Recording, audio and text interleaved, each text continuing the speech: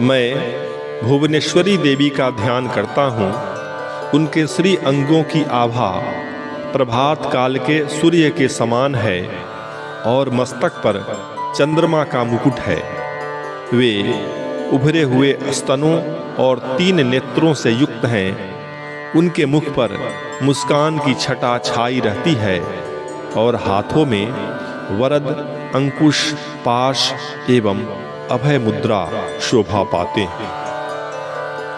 ऋषि कहते हैं, देवी के द्वारा वहां महादैत्यपति शुंभ के मारे जाने पर इंद्र आदि देवता अग्नि को आगे करके उन कात्यायनी देवी की स्तुति करने लगे।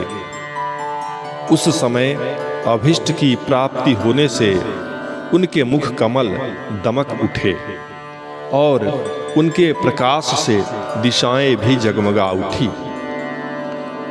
देवता बोले, शरणागत की पीड़ा दूर करने वाली देवी हम पर प्रसन्न हो। संपूर्ण जगत की माता प्रसन्न हो। विश्वेश्वरी, विश्व की रक्षा करो। देवी, तुम ही चराचर जगत की अधीश्वरी हो। तुम इस जगत का एकमात्र आधार हो, क्योंकि पृथ्वी रूप में तुम्हारी ही स्थिति है। देवी, तुम्हारा पराक्रम अलंघनीय है। तुम ही जल रूप में स्थित होकर संपूर्ण जगत को तृप्त करती हो। तुम अनंत बल संपन्न वैष्णवी शक्ति हो। इस विश्व की कारणभूता परा माया हो। देवी, तुमने इस समस्त जगत को मोहित कर रखा है। तुम ही प्रसन्न होने पर इस पृथ्वी पर मोक्ष की प्राप्ति कराती हो। देवी, संपूर्ण विद्याएं तुम्हारे ही भिन्न भिन्न स्वरूप हैं। जगत में जितनी स्त्रियां हैं वे सब तुम्हारी ही मूर्तियां हैं। जगदम्ब, एकमात्र तुमने ही इस विश्व को व्याप्त कर रखा है, अतः तुम्हारी स्तुति क्या हो सकती है। तुम तो स्तवन करने योग्य पदार्थों से परे एवं परा वाणी हो। जब तुम सर्वस्वरूपा देवी स्वर्ग तथा मोक्ष प्रदान करने वाली हो, तब इसी रूप में तुम्हारी स्तुति हो गई। इसलिए स्तुति करने के लिए इससे अच्छी उक्तियां और क्या हो सकती है। बुद्धि रूप से सब लोगों के हृदय में विराजमान रहने वाली तथा स्वर्ग एवं मोक्ष प्रदान करने वाली नारायणी देवी, तुम्हें नमस्कार है। कला, काष्ठा आदि के रूप से क्रमशः परिणाम अर्थात अवस्था परिवर्तन की ओर ले जाने वाली तथा विश्व का उपसंहार करने में समर्थ नारायणी, तुम्हें नमस्कार है। नारायणी, तुम सब प्रकार का मंगल प्रदान करने वाली मंगलमयी हो। कल्याणदायिनी शिवा हो। सब पुरुषार्थों को सिद्ध करने वाली शरणागत वत्सला, 3 नेत्रों वाली एवं गौरी हो। तुम्हें नमस्कार है। तुम सृष्टि, पालन और संहार की शक्तिभूता सनातनी देवी, गुणों का आधार सर्वगुणमयी नारायणी हो। तुम्हें नमस्कार है। शरण में आए हुए दीनों एवं पीड़ितों की रक्षा में संलग्न रहने वाली तथा सबकी पीड़ा दूर करने वाली नारायणी देवी, तुम्हें नमस्कार है। नारायणी, तुम ब्रह्माणी का रूप धारण करके हंसों से जुते हुए विमान पर बैठती तथा कुश मिश्रित जल छिड़कती रहती हो। तुम्हें नमस्कार है। माहेश्वरी रूप से त्रिशूल, चंद्रमा एवं सर्प को धारण करने वाली तथा महान वृषभ की पीठ पर बैठने वाली नारायणी देवी, तुम्हें नमस्कार है। मोरों और मुर्गों से घिरी रहने वाली तथा महाशक्ति धारण करने वाली कौमारी रूप धारिणी निष्पापे नारायणी, तुम्हें नमस्कार है। शंख, चक्र, गदा और सारंग धनुष रूप उत्तम आयुधों को धारण करने वाली वैष्णवी शक्ति रूपा नारायणी, तुम प्रसन्न हो, तुम्हें नमस्कार है।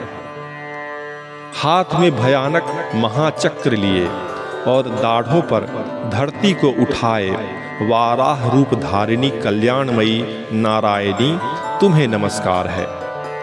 भयंकर नृसिंह रूप से दैत्यों के वध के लिए उद्योग करने वाली तथा त्रिभुवन की रक्षा में संलग्न रहने वाली नारायणी, तुम्हें नमस्कार है। मस्तक पर किरीट और हाथ में महावज्र धारण करने वाली, सहस्त्र नेत्रों के कारण उद्दीप्त दिखाई देने वाली और वृत्रासुर के प्राणों का अपहरण करने वाली इंद्र शक्ति रूपा नारायणी देवी, तुम्हें नमस्कार है। शिवदूती रूप से दैत्यों की महती सेना का संहार करने वाली, भयंकर रूप धारण तथा विकट गर्जना करने वाली नारायणी, तुम्हें नमस्कार है। दाढ़ों के कारण विकराल मुख वाली, मुंडमाला से विभूषित मुंड मर्दनी चामुंडा रूपा नारायणी, तुम्हें नमस्कार है। लक्ष्मी, लज्जा, महाविद्या, श्रद्धा, पुष्टि, स्वधा, ध्रुवा, महारात्रि तथा महाअविद्या रूपा नारायणी, तुम्हें नमस्कार है। मेधा, सरस्वती, वरा, भूति, बाभ्रवी, तामसी, नियता तथा ईशा रूपिणी नारायणी, तुम्हें नमस्कार है।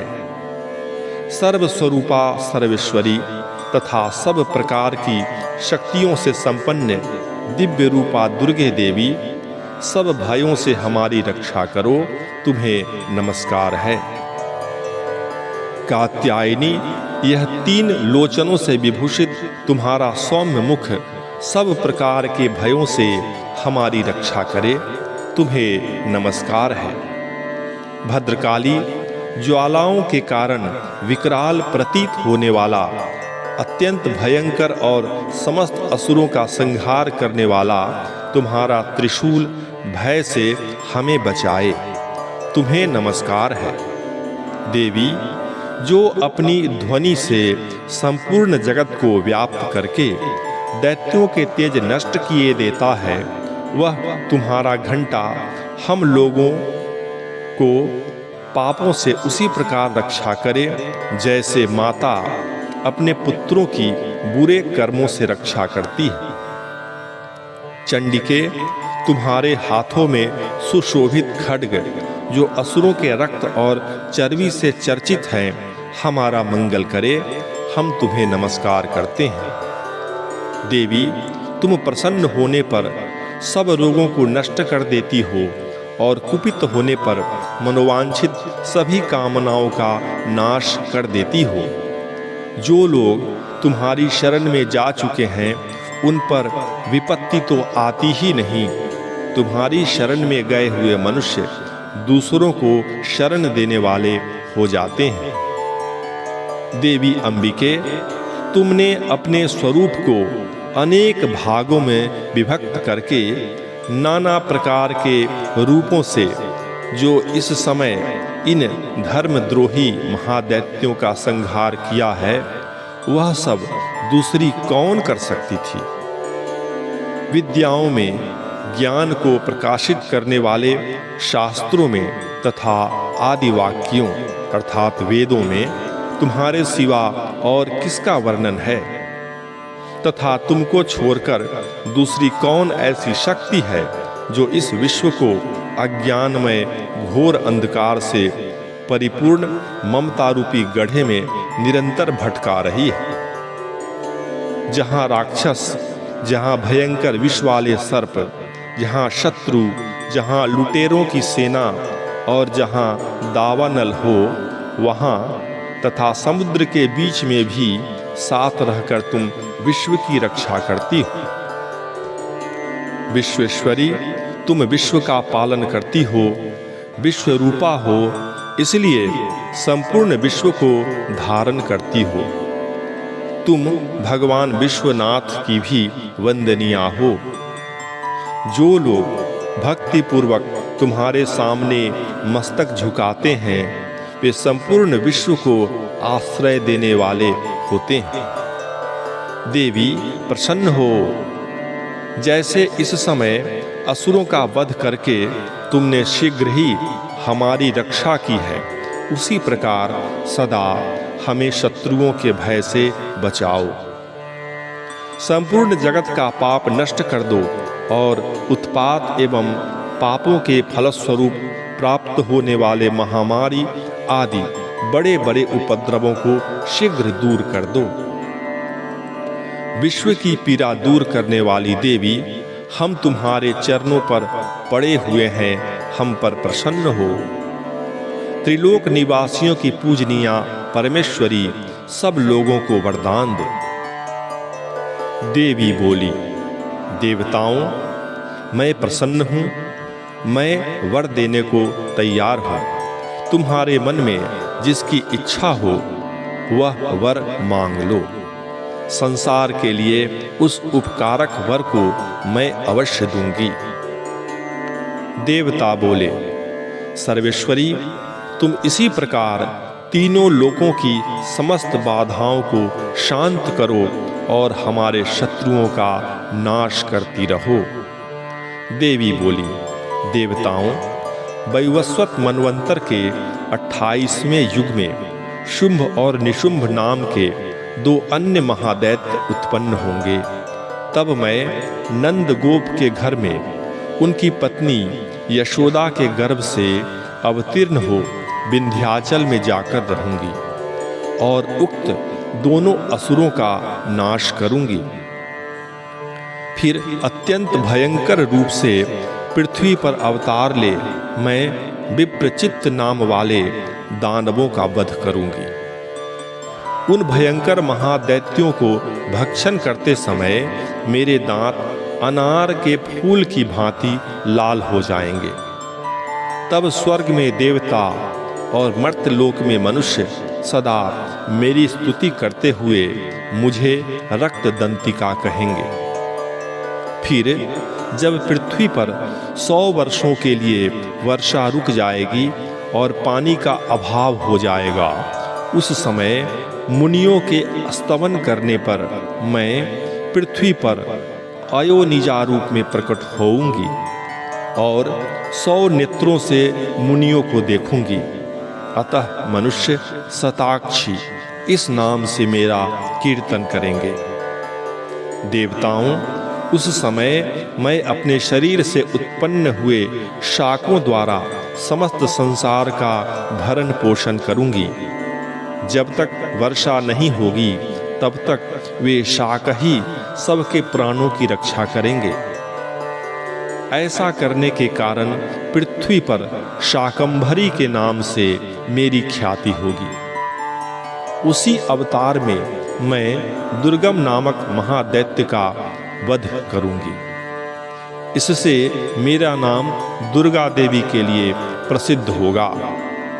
फिर मैं जब भीम रूप धारण करके मुनियों की रक्षा के लिए हिमालय पर रहने वाले राक्षसों का भक्षण करूंगी, उस समय सब मुनि भक्ति से नतमस्तक होकर मेरी स्तुति करेंगे।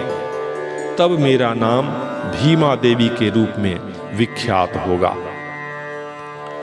जब अरुण नामक दैत्य तीनों लोकों में भारी उपद्रव मचाएगा, तब मैं तीनों लोकों का हित करने के लिए 6 पैरों वाले असंख्य भ्रमरों का रूप धारण करके उस महादैत्य का वध करूंगी। उस समय सब लोग भ्रामरी के नाम से चारों ओर मेरी स्तुति करेंगे। इस प्रकार जब जब संसार में दानवी बाधा उपस्थित होगी, तब तब अवतार लेकर मैं शत्रुओं का संहार करूंगी। इस प्रकार श्री मार्कंडेय पुराण में सावर्णिक मनवंतर की कथा के अंतर्गत देवी महात्म्य में देवस्तुति नामक 11वां अध्याय पूर्ण हुआ। ओम